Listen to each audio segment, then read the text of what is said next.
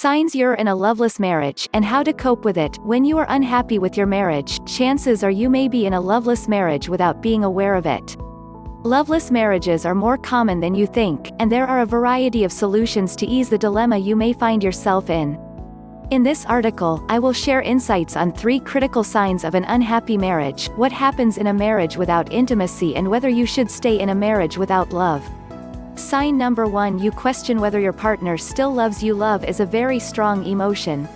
However, if you find yourself asking whether your partner loves you, it indicates there is a problem in your marriage. Emotional divides that make you question a partner's love can be caused by a lack of communication, conflicting values, sexual incompatibility, or too much time focusing on the less than pleasing attributes of your partner. Some women ask me whether their husbands love them during their consulting sessions. These women had already spent many hours discussing it with their female friends. He does this and that, but he never tells me he loves me. Does he still love me? Males tend to communicate their love more through their actions rather than their words. If his partner then questions his love, it can make him feel unappreciated when he thinks he is showing his love via his actions. If someone loves you in a relationship, you usually know it, as it is obvious by their actions and overall attitude toward you. However, when you question or doubt their love, it can put a wall of resistance between you, which puts you both on the defensive. This can become a vicious cycle, where you constantly trigger each other and stop noticing the qualities you originally fell in love with. How to cope with it? Build emotional connection and enhance feelings of attraction with your partner. Yes, I know this is easier said than done. But it can definitely be achieved with the correct knowledge and technique. Remember, you are 100% responsible for your life and the outcomes within it. You chose to date your partner, you decide how you interact with them, you made the decision to marry your spouse. These were your decisions. Your choices are your responsibility, but it doesn't mean you should blame yourself or your partner when things aren't going as they should. You just need to make a few adjustments to how you are showing up within your relationship. Your spouse is not responsible for your happiness. Only you are responsible for your happiness. If you indulge in thoughts about being in a loveless marriage, you will continually trigger yourself emotionally and therefore feel unmotivated toward the very actions that would save your marriage. Marriage is just one way to make your life happier, and that's only when it is maintained with the right intentions and actions. How you maintain your marriage is up to you. It's your responsibility to build a strong emotional connection with your partner and continue your efforts to enhance attraction over the lifetime of your relationship.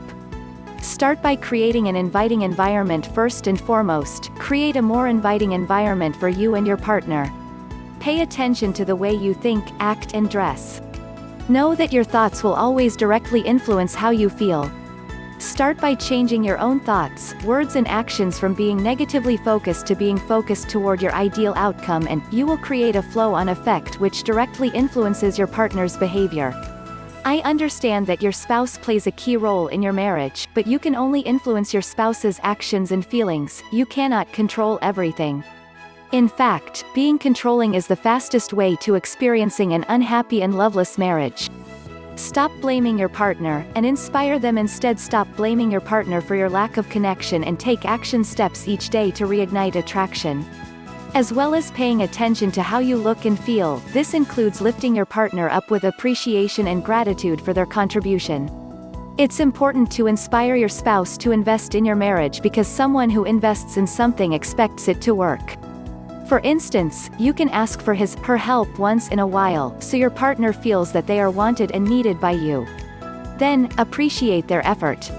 When your partner is contributing to your life, and you are showing your appreciation, the emotional connection between you naturally becomes stronger.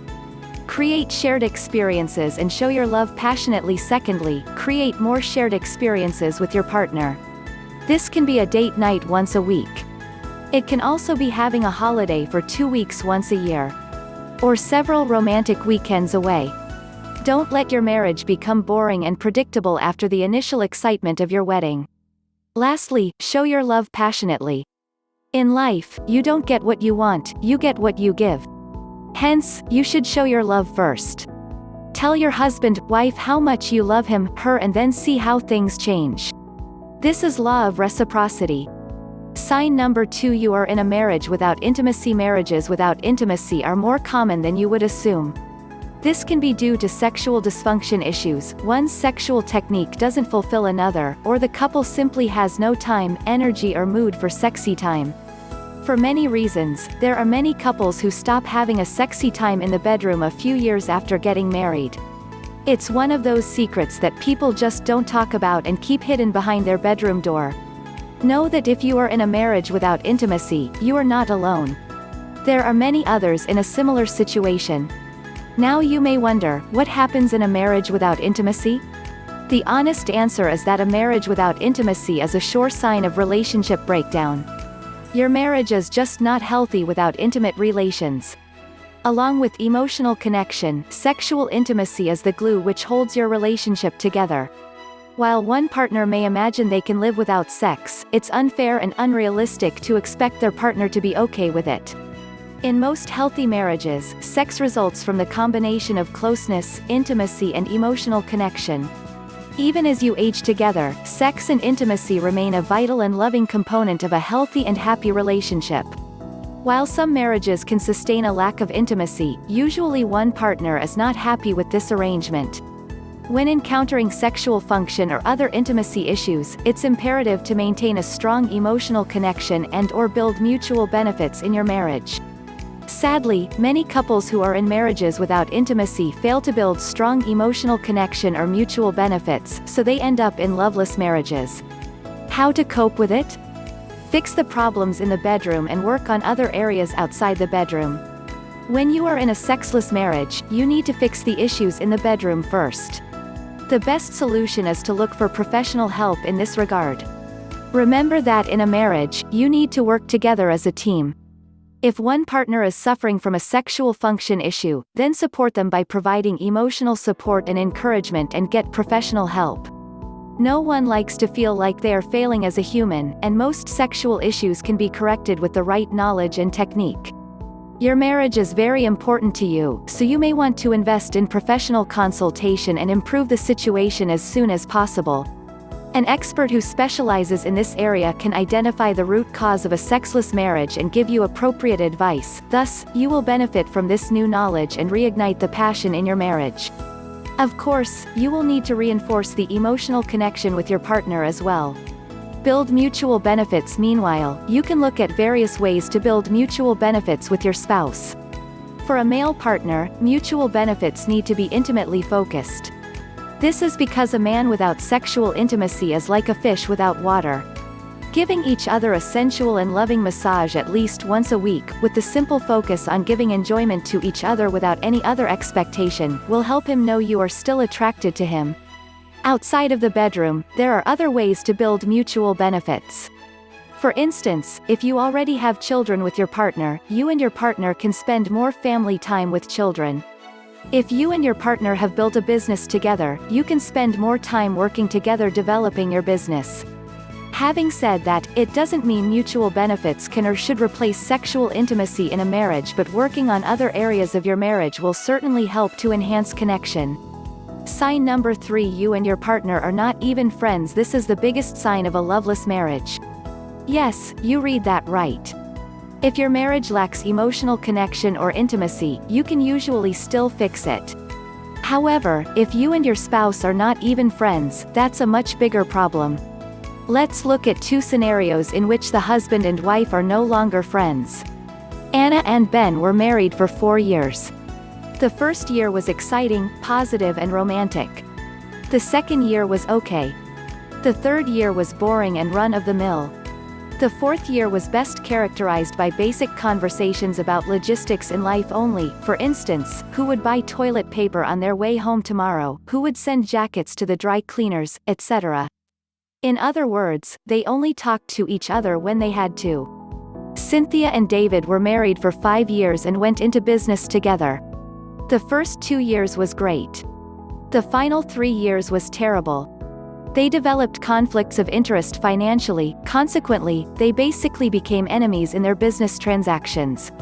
These two couples were not even friends towards the end of their marriages. Hence, of course, they both felt like they were in loveless marriages. How to cope with it? Evaluate whether your marriage has the potential to give you what you want. First and most importantly, you need to know exactly what you want from this marriage. Do you want love, intimacy, or both? Do you want financial freedom or power? Sharing the same direction and values makes it easier to work together on your marriage. Since you and your partner are not even friends in this scenario, I recommend you make 2 lists using the power of logic. List 1 pros of staying in this marriage. List 2 cons of staying in this marriage. When there are more pros than cons, you can stay in this marriage because there is something worth fighting for. But when there are more cons than pros, you no longer love your partner and don't feel inclined toward working together to resolve your differences, leaving may be the better option. You really need to weigh up those pros and cons because there are huge emotional and financial costs involved in ending a marriage, especially when children are involved. Please note that not every marriage is meant to last forever. When you end a marriage, it doesn't necessarily mean your marriage has failed. Honestly, your marriage has probably helped you in tremendous ways when you think about it. For instance, when Anna and Ben got married, it was right for them at that time. They moved to the city together and started their new careers there. But as time went by, both Anna and Ben evolved and became different people. Their interests dramatically changed as they were growing into different directions. It doesn't mean something must be wrong with them. It just means their marriage wasn't right for them 4 years later. Have a shared direction in your marriage. It's important to have a shared direction in your marriage that you are both working toward. When Cynthia and David got married, they didn't have any conflict of interest. They actually had a very good time in the first 2 years of their marriage. They traveled the world together. But after David's adult children from his first marriage became involved in his company, things became complicated in terms of finances. Consequently, ongoing conflicts of interest became an issue in their marriage. In other words, everyone only did what they could with what they knew at that time. It was nobody's fault. When you marry your partner, the love is real. When you divorce your partner, the absence of love is also real. Therefore, both decisions are right, both decisions are made according to the reality of specific circumstances. Final thoughts: there are 3 major signs of a loveless marriage, yet each problem has relevant solutions. It's important to try your best and then make peace with the rest. Good luck.